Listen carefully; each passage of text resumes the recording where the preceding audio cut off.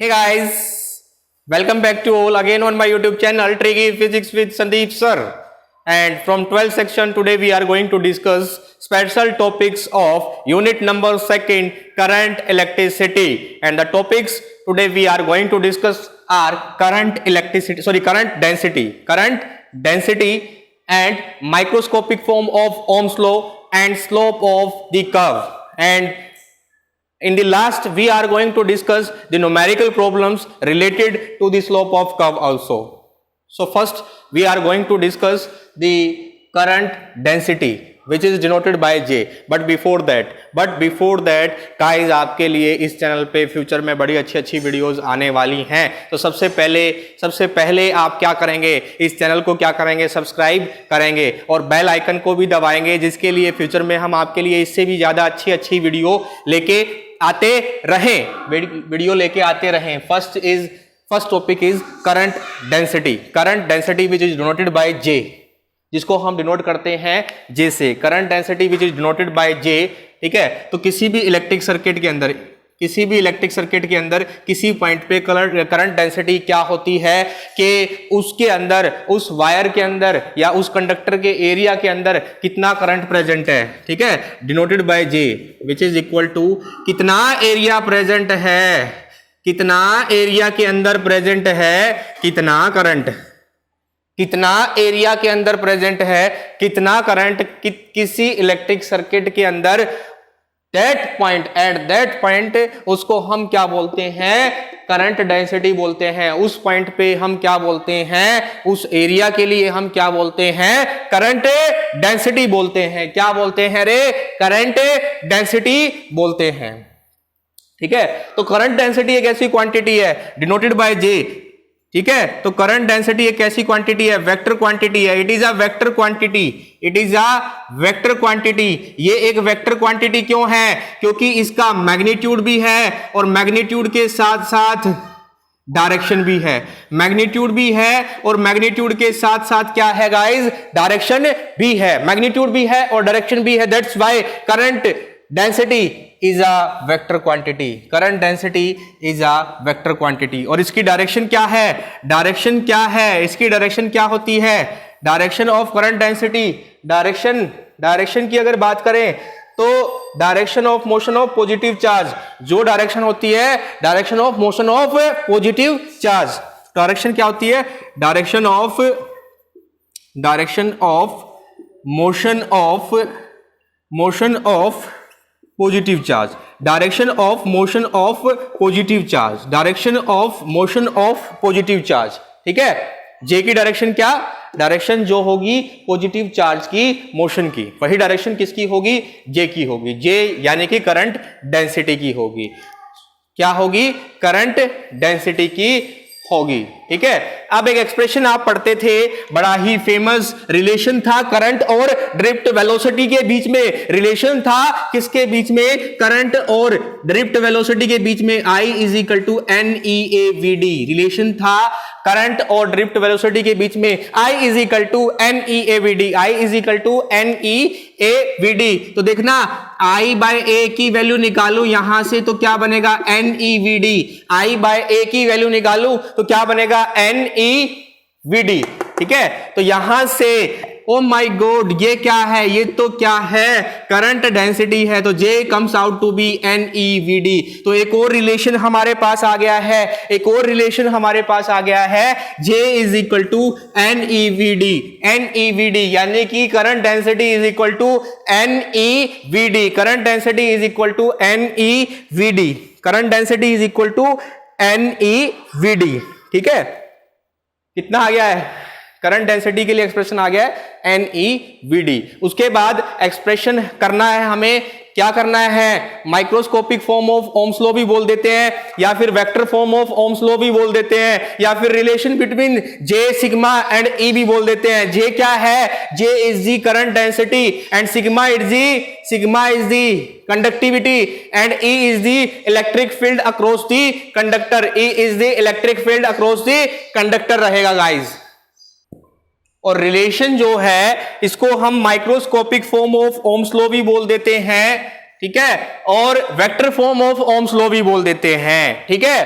और relation between J sigma and E भी बोल देते हैं। मैंने पहले भी बोला था, बार बार बोल रहा हूं, तो कुछ बच्चे बोल रहे होंगे सर को रिपीट करने की आदत है। बेटा मेरी आदत है, रिपीट करता रहता हूं, रिपीट करता रहता हूं, रिपीट करता रहता हूं, तो चीजें याद रहती है, तो चीजें याद रहती है। रिपीट नहीं करूंगा तो चीजें याद नहीं रहेंगी, ठीक है। तो उसके बाद देखना, रिलेशन हम कर रहे हैं डिराइव, तो डेरिवेशन प्रूफ या डेरिवेशन देखिएगा। We know very well the relation between the current and the drift velocity NEAVD is equal to I is equal to NEAVD, ठीक है। From here we are going to find out the value of I by I is equal to NEVD, I by I is equal to NEVD, और ये expression हमने पिछले article में भी अभी निकाला है, ठीक है, I by A, ठीक है। लेकिन पीछे ड्रिफ्ट वेलोसिटी के लिए एक्सप्रेशन किया था, ड्रिफ्ट वेलोसिटी के लिए एक्सप्रेशन किया था, तो वहां एक्सप्रेशन निकाला था ड्रिफ्ट वेलोसिटी के लिए, Vd is equal to E by m into tau, where E is the charge on electron, small e is the charge on electron, capital E is the electric field across the conductor, and tau is the relaxation time, and m is the mass। कई लोग इसको tau भी बोल देते हैं और कई बच्चे इसको ताऊ भी बोल देते हैं। बेटा इसको ताऊ नहीं बोलना है, it's a pronunciation difference, it's a pronunciation difference. टो भी बोल देते हैं, टाउ भी बोल देते हैं। Tau is here relaxation time, nothing relaxation time। relaxation time कौन सा टाइम है? जब इलेक्ट्रॉन्स जब नेगेटिव एंड से चलते हैं, कंडक्टर के पॉजिटिव एंड की तरफ जाते हैं, तो बीच में आयंस के साथ टकराते हैं या फिर इलेक्ट्रॉन्स के साथ टकराते हैं, और उस दौरान उस टाइम पीरियड को हम क्या बोलते हैं? Relaxation time. That time is the relaxation time guys, ठीक है। तो यहां से I by A is equal to NE, put the value of drift velocity here, put the value of drift velocity here, then after that we get NE into E tau by M, then I by A is equal to NE square tau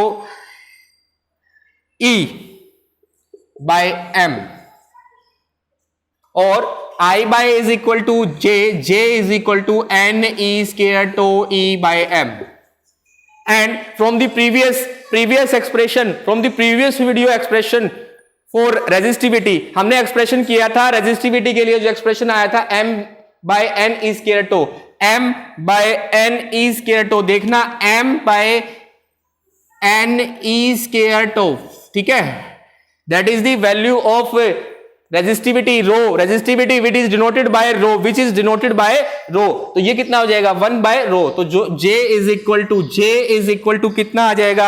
J comes out to be 1 by rho, यानी कि E by rho, where rho is the resistivity, so and we know also very well that conductivity is the reciprocal of resistivity, so here J is equal to sigma E, that is the expression we required। और यही वो expression था जो हमें चाहिए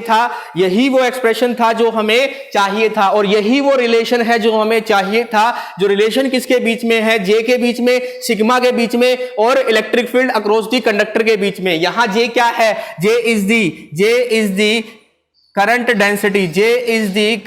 density, and sigma is the conductivity across the conductor, and E is the electric field, across the conductor,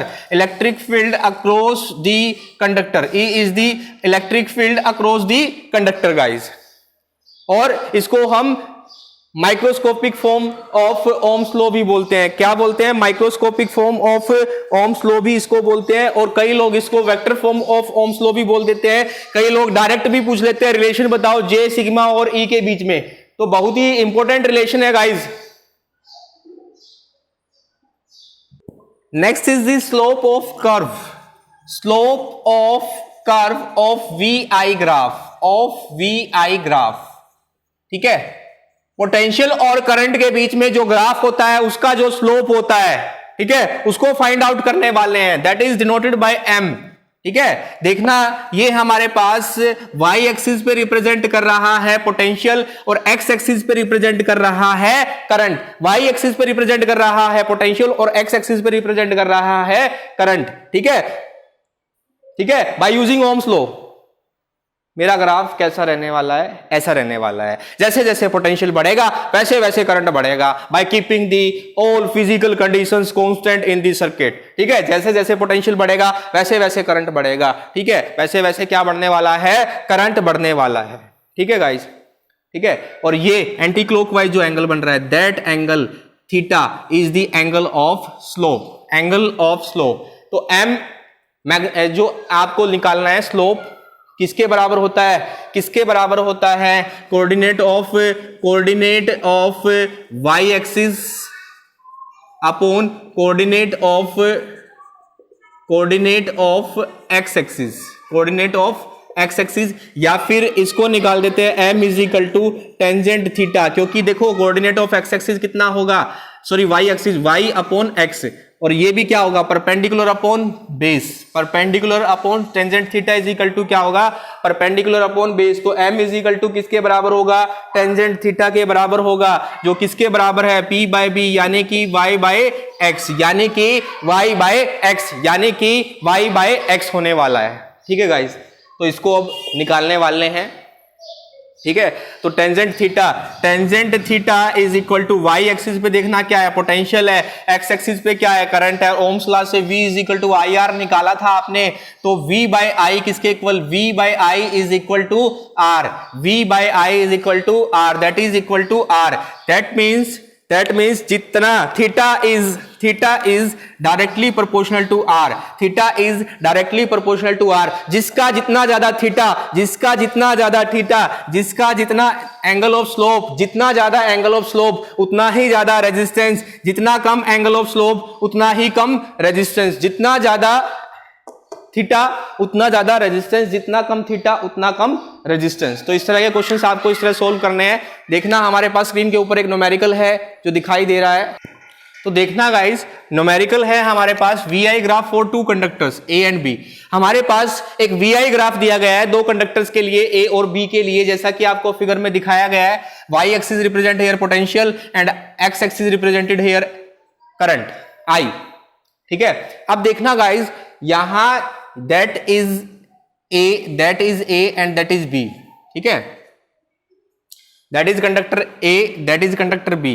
ठीक है, दो ग्राफ आपके पास बने हुए हैं इसके अंदर, एक तो कंडक्टर A के लिए बना हुआ है, एक कंडक्टर B के लिए बना हुआ है। कंडक्टर A वाला जो ग्राफ है वो थीटा A एंगल बना रहा है, और कंडक्टर B वाला जो आपका एंगल बन रहा है वो कितना बन रहा है, थीटा B बन रहा है। तो आपसे पूछा है विच हैज हाई रेजिस्टेंस, तो आपसे पूछा गया है हाई रेजिस्टेंस किसका होगा, और हाई रेजिस्टेंस तो आपने पिछले कंसेप्ट से जाना है, जितना ज्यादा थीटा उतना ज्यादा रेजिस्टेंस। तो थीटा देखना थीटा किसका ज्यादा है, theta A is greater than theta B, theta A is greater than theta B, A का थीटा B से ग्रेटर है, तो that's why resistance of AB क्या होगा, B वाले से ग्रेटर देन होगा। तो यहां A का रेजिस्टेंस B वाले रेजिस्टेंस से क्या होगा, ज्यादा होगा। अब देखो इस कंसेप्ट को इस क्वेश्चन को मैं थोड़ा बदल देता हूं, इस क्वेश्चन को मैं बदल के क्या कर दे रहा हूं, यहां जो है एक्स एक्सिस पे V दिखा दे रहा हूं, और वाई एक्सिस पे एक्स एक्सिस पे मैं पोटेंशियल दिखा दे रहा हूं, और वाई एक्सिस पे करंट दिखा दे रहा हूं। तो अब मैं पूछ रहा हूं कि रेजिस्टेंस किसका ज्यादा होगा, किसका रेजिस्टेंस ज्यादा होगा। अब चीजें हो जाएंगी आपके सामने उल्टी, अब हो जाएगा क्या, theta is inversely proportional to resistance, means to say that जितना ज्यादा थीटा उतना कम रेजिस्टेंस, जितना ज्यादा थीटा उतना कम रेजिस्टेंस, जितना कम थीटा उतना ज्यादा रेजिस्टेंस। तो theta A is greater than, that is theta A is greater than theta B, theta A is greater than theta B। तो देखना गाइस, A थीटा B से ज्यादा है, तो रेजिस्टेंस क्या हो जाएगा, उल्टा हो जाएगा, resistance of A is less than resistance of B। A वाले कंडक्टर का रेजिस्टेंस क्या हो जाएगा, कम हो जाएगा, B वाले कंडक्टर के रेजिस्टेंस से। तो इस तरह के न्यूमेरिकल्स आपको क्या करने हैं, सोल्व करने हैं, इस तरह के न्यूमेरिकल्स आपको क्या करने हैं, ट्राई करने हैं, ठीक है। और वीडियो अच्छी लगे तो लाइक करनी है, अपने फ्रेंड्स के साथ भी घुमानी, और दबा के चैनल को क्या करना है गाइस, सब्सक्राइब करना है। जितने ज्यादा सब्सक्राइबर बढ़ेंगे फ्यूचर में हम उतनी ज्यादा आपके लिए वीडियो लेके आ सकेंगे, ठीक है। तो चैनल को क्या करना है, दबा के क्या करना है, सब्सक्राइब करना है, और बेल आइकन भी दबाना है, और करना भी है, और अपने फ्रेंड से भी करवाना है, ठीक है। Thank you guys.